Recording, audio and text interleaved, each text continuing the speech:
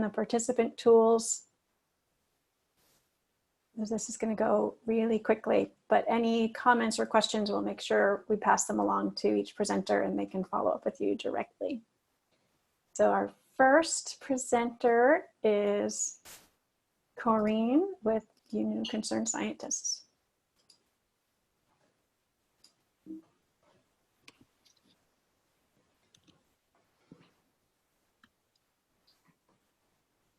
Coreen?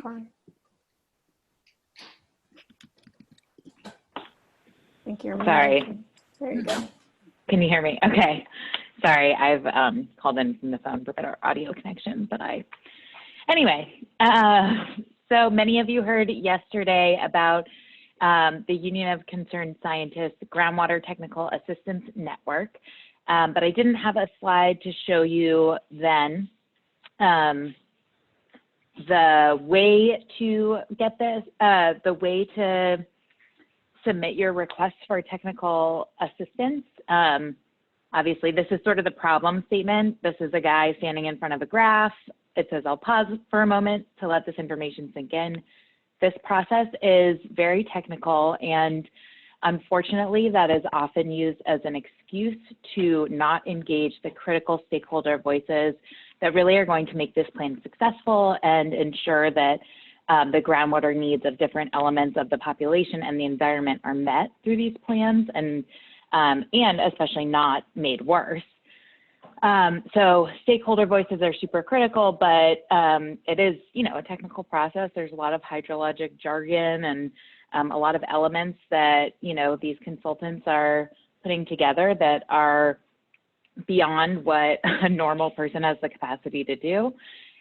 So we are offering scientists in our network who are signed up for a one-year program to be connected to stakeholders working on the ground and to offer their support. As I said yesterday, scientists in this network have in the past done things like put on workshops or created curriculum. They've worked with stakeholders to understand various elements of the plan, proposals, and to write comments on them. And to submit a request for technical assistance, you can either visit this website or you can just reach out to me, and I'll work with you to understand your needs and to connect you to the right types of experts. Thanks so much.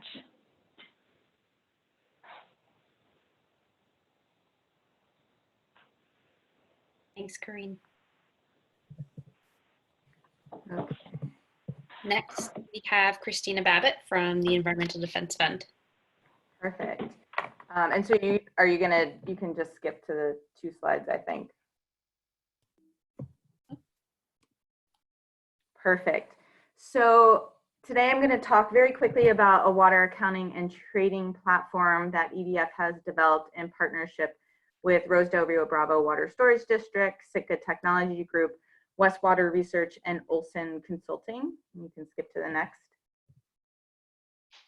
So the main objective of this effort was to develop an open source tool that allows water managers and landowners to better understand and account for water supply and demand, as well as to develop a tool that helps facilitate well-designed water trading programs.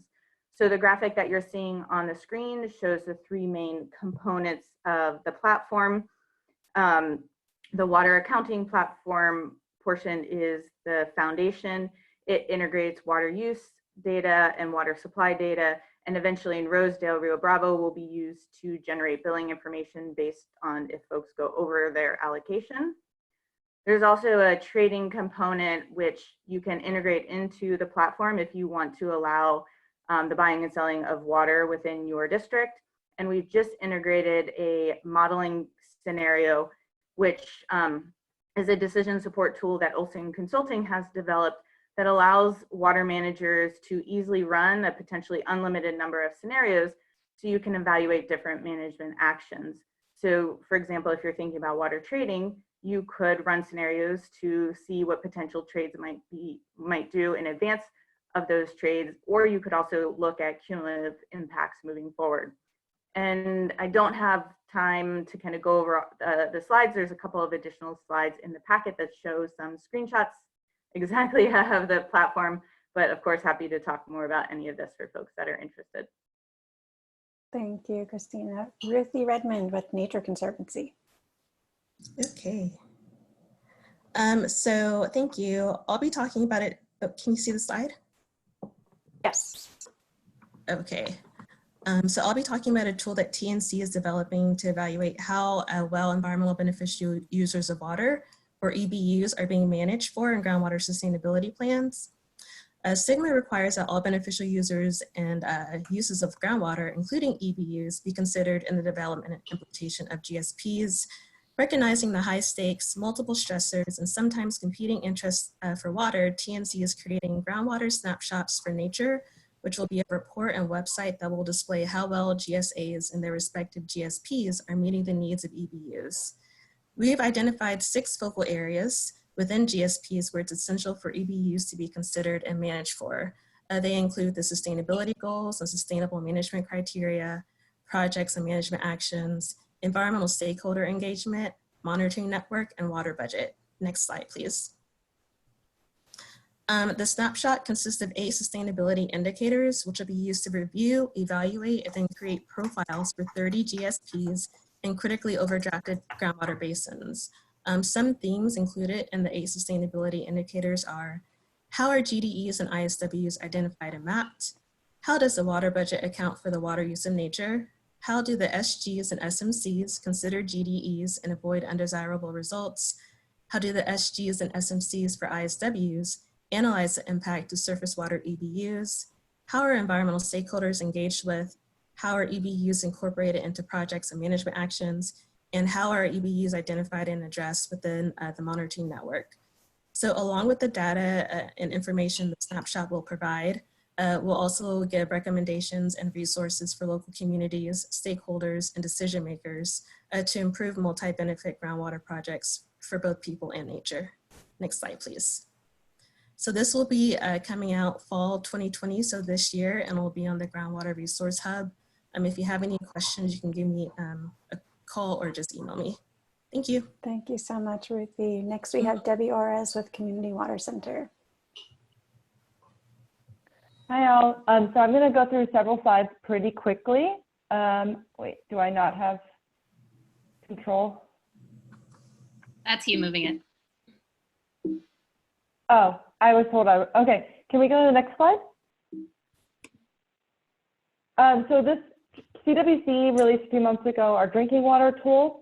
The tool will tell you who manages or makes decisions about your water supply, the groundwater quality where you live, potential impacts to groundwater supply from future droughts, and how to get involved in local groundwater management decisions. And using this tool, you can either look at a specific address or you can look at general information about the state. Next slide. So this is a picture of, if you're looking statewide, this is likely domestic well communities. I'm going to go through these pretty quickly. This one is looking at the number of impacted domestic wells within an area. These are really useful. These tools are really useful for doing GSP review and also for GSAs themselves to be able to look at these and look at what the impacts are within their area. I don't know if there's just a delay or okay. This slide is, we've also looked at about how much cost would be to remediate impacted domestic wells within each county, as you can see here. And this is impacts to if water quantity or water quality impacts are pretty severely seen within these areas. This is an example of if you were entering your actual address. So I looked at just a small community called Woodville. It has some explanations. It looks at Lower Tule Irrigation District. That's the GSA. Then there's it also shows you how many wells within the area are likely to be impacted at different levels of drought scenarios. So 6 at 75% drought scenario, 8 at 100%. And this final example slide will tell you what the water quality is, looking at arsenic, nitrate, 123 TCP, and chrome 6. So all of this is up on our website, including a video of a presentation on how this is to learn more about it. And the slide's not moving, but. Thank you so much, Debbie. Next, we have Becky Rittenburg with the Freshwater Trust.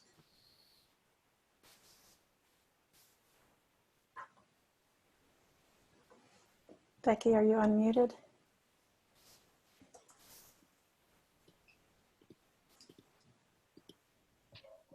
You should be unmuted now.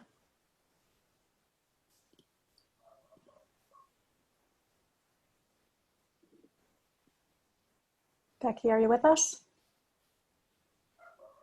We can see your mouth moving. We cannot.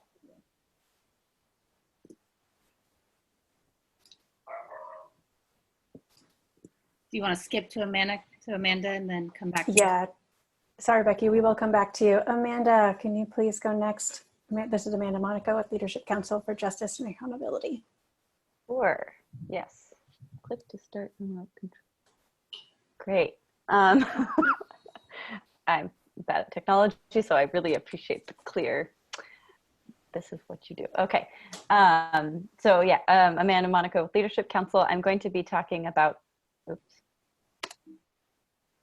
If you go down to the bottom. Oh no. Atlee, can you just advance the slides? I think I got it. Oh, here we go. Yeah, so I'm going to be speaking real quickly about a project that we're working on called AI for Earth. We're going to eventually come up with a better name for it, but we essentially got a grant through a program called AI for Earth that was through Microsoft and the Leonardo DiCaprio Foundation. And Rich Paulu, who is a PhD candidate at UC Davis, approached us about this opportunity, and we thought it was a great idea to explore some ways that you could create some visuals about how GSA's policies are going to impact domestic wells. So basically, it'll be an attempt, or we'll be doing it's essentially a map that you'll be able to toggle on a kind of on a switch. So you'll be able to see a map of all the domestic wells in the area that we know of through the state Oscar well completion report database. That data will be cleaned up, and then there'll be kind of an additional element added to it, which is AI, artificial intelligence, to estimate where other wells might be. So to just kind of help us figure out where wells might be. And then using that sliding scale, you'll get to say, okay, well, if groundwater levels decline to this level, then this is the number of domestic wells that'll go dry. And you can kind of play around with that. But we'll also, for each GSA, have kind of a preset, which is where the minimum thresholds are for that GSA. So it should be able to generate pretty clear maps of how many wells might go dry based on where the GSAs have set their minimum thresholds. And the goal of all this is in this, oh, no. The goal is, sorry. We're almost out of time. Yeah, basically the public can look at it and inform themselves about what might happen. GSAs can usually use it to visualize their impacts, and communities and advocates can use it to advocate for community needs. Thank you so much, Amanda. Next, we have Daniel Mountjoy with Sustainable Conservation.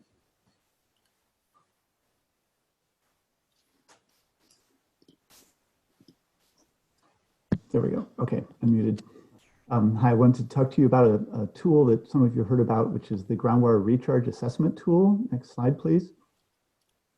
This was developed by Sustainable Conservation and Earth Genome in response to irrigation districts and GSA's interest in understanding how much water they could recharge and how much of their basin overdraft percentage they could actually address through recharge.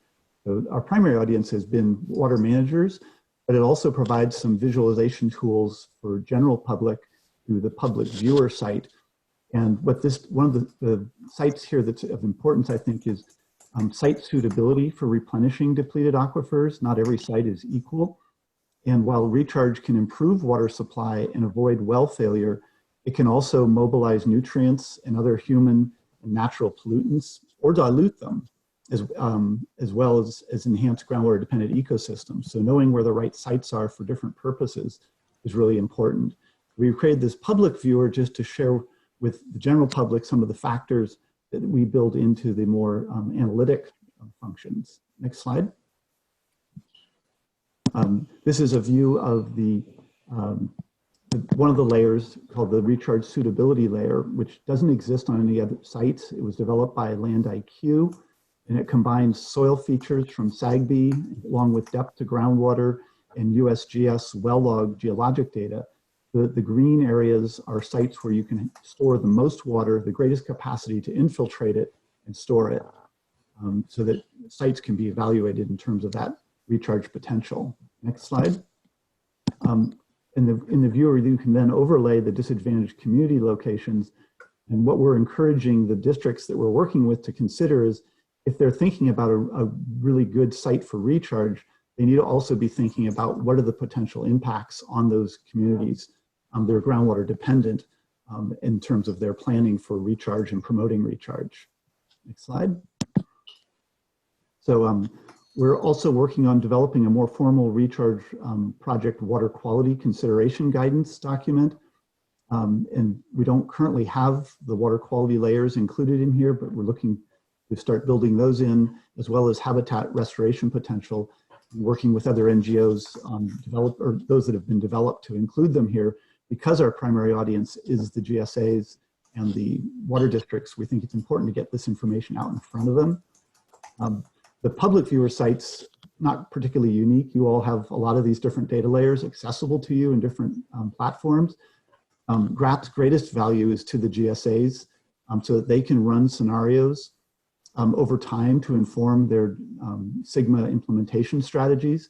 And for that reason, we really want to partner with any of you to make sure we get in front of them these critical other considerations around groundwater quality, as well as the habitat benefits that we can show them. Right now, we're working with 5 districts who are using GRAT, and others are of interest as well. And that's, I think, next slide just shows the contact information and the access to the website. Oh, not. Okay. Oh, next slide, sorry. Okay. Thanks, Daniel. Next, we will go back to Becky Rittenburg from Freshwater Trust.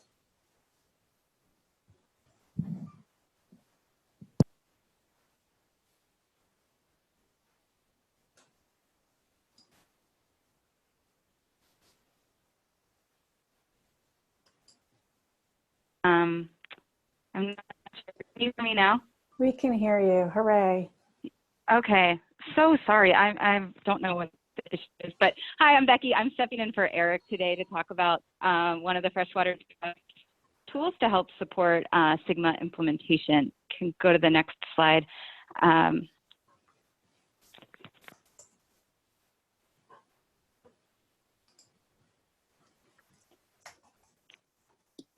Am I controlling the slides? Okay. So this tool is called Basin Scout. It's a decision support tool to help identify portfolios of different distributed management actions at the field scale across the subbasin to meet different sustainability goals, whether that's increasing water supply, improving water quality, or reducing groundwater demand. And so the way that this tool works is in partnerships with local GSAs and other stakeholders, identifying what best management practices may be most suitable within an area given the crop types and the different types of agricultural systems, and then also working to identify who the other beneficial users and uses are within a subbasin to create some goals for the analysis in order to optimize and figure out what is the best portfolio of practices to help meet multiple benefits within certain constraints. So we can go to the next slide.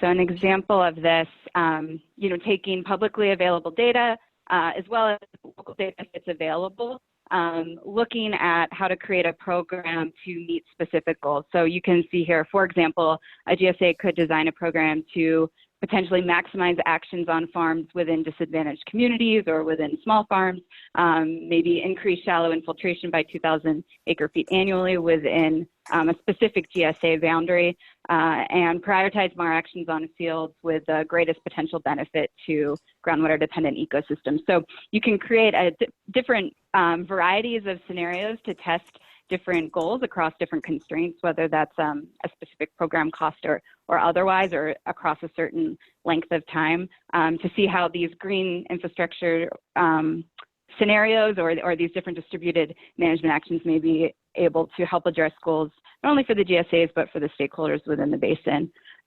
If you want to learn more about it, you can contact me or Eric. We've been working with a couple local GSAs up here in the Solano subbasin area to put some scenarios together for a project management action section, and are excited to continue working in other areas as well.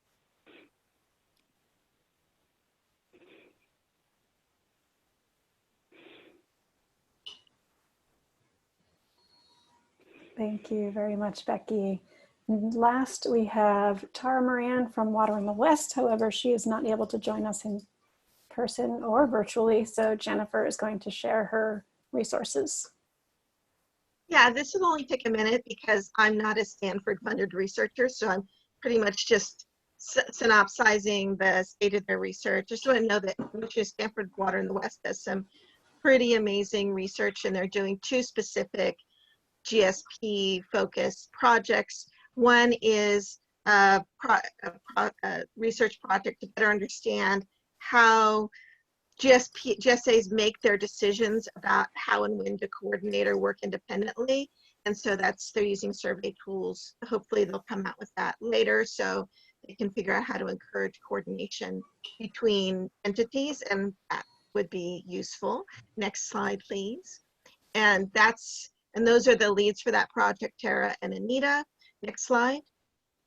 The next project they're working on, and that is Courtney, who was on the call earlier today, is just analyzing how each of the plans that was submitted in January addresses climate change, if they're including all the requirements and how they're incorporating it into their actions. And they'll be releasing that later this year. Their goal is to identify best practices. And as we saw in the climate change breakout session, there is a lot of confusion in that area, and this should be very valuable. Next slide. And I think that's actually, yeah, I don't know when that's done. I guess we're on to Looney Tunes. Okay.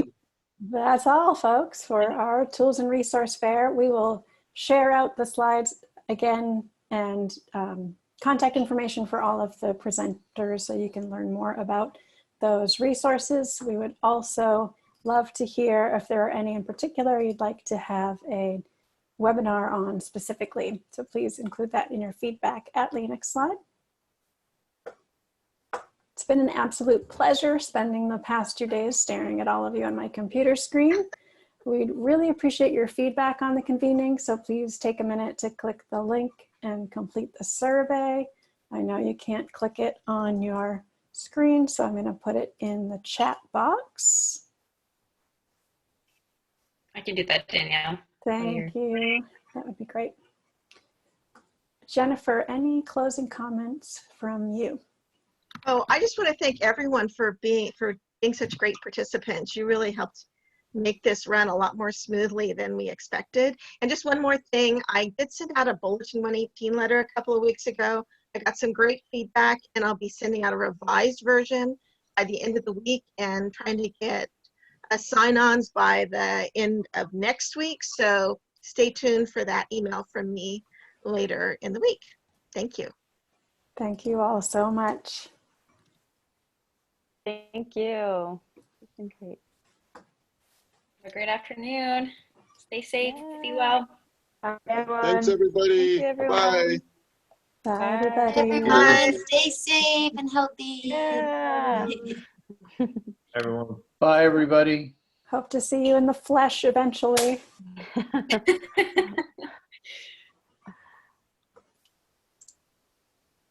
Hey guys, so we're not going to talk, the three of us aren't going to talk for a week and a half.